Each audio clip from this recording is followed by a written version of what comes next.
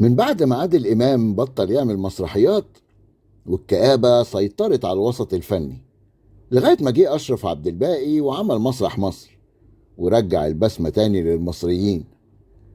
وبعد نجاح مبهر لمسرح مصر ولأسباب لا يعلمها إلا الله وحده، قرروا يحرمونا تاني من المتعة ووقفوا مسرح مصر.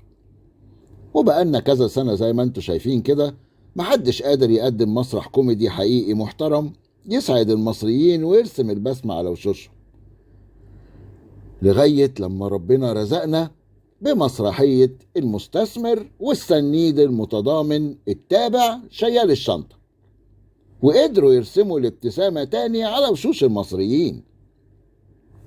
بصراحة الزمالك وجمهوره تعبوا قوي الفترة اللي فاتت دي علشان خاطر بيراميدز، وامبارح كانت ليلة الحصاد بالنسبة لهم.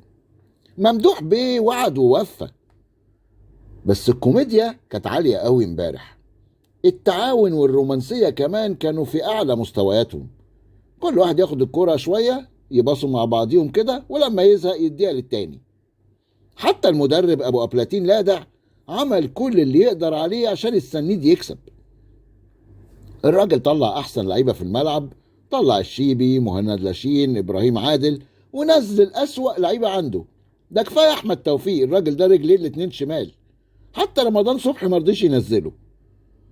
قمة الإثارة بقى لما السوشيال ميديا كلها تتكلم على إن هم هيفضلوا يضيعوا وقت كده ويستهبلوا عشان يلعبوا ضربات جزاء، وفي ضربات الجزاء مصطفى فتحي وعلي جبر هيضيعوا. وسبحان الله، كل اللي اتقال يحصل بالحرف الواحد.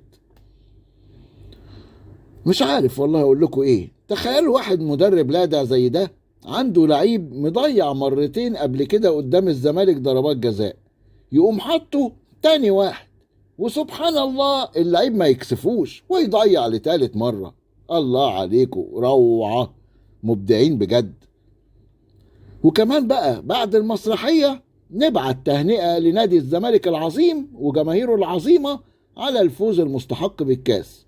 يا سلام، أسمى معاني الرياضة، يا سلام على الروح الرياضية.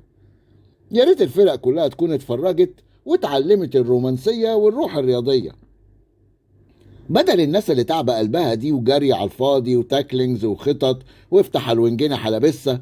الموضوع سهل وبسيط زي ما شفتوا كده، انت كيس وانا كيس وكله يبات مرضي وتعشت. معرفش ليه بقى في سرة التعاون ده اصروا يلبسوا الزمالك شورت اسود. ما مش فارقة يعني، ما جاتش على الشورت، محدش متضرر من حاجة. فما تسخفوش وخلوا الناس على راحتها كده محبحة يعني. امبارح قلت لكم ان عندي احساس ان الشناوي هيلعب دور سيلوسي. شفتوا الطلعة اللي طلعها على ناصر منسي الاسطورة؟ شفتوا النطة اللي نطها لفوق بدل ما يترمي ويقفلوا الزوايا؟ يا سلام، النطة والقطة والحطة والبطة. حلوة المسرحية، ضحكتني.